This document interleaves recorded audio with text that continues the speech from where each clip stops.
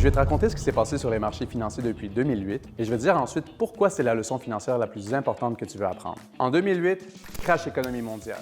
La bourse s'effondre, personne ne veut investir. De 2009 à 2020, l'ère digitale, les entreprises en technologie connaissent une croissance record. Tous les autres secteurs en bénéficient. Ensuite arrive 2020, la COVID, les marchés rechutent. La panique s'installe, tout le monde panique encore. Mais en seulement 6 mois, les marchés ont tout récupéré.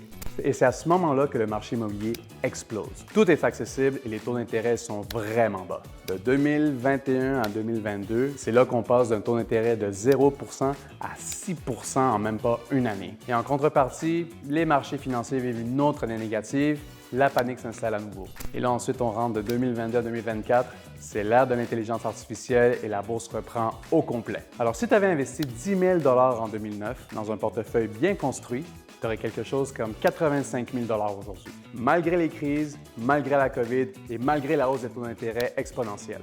Ceux qui ont gardé le cap ont toujours été récompensés. La leçon la plus importante derrière tout ça, c'est pas de savoir c'est quand le bon moment d'investir, mais la quantité de temps que ton argent reste investi.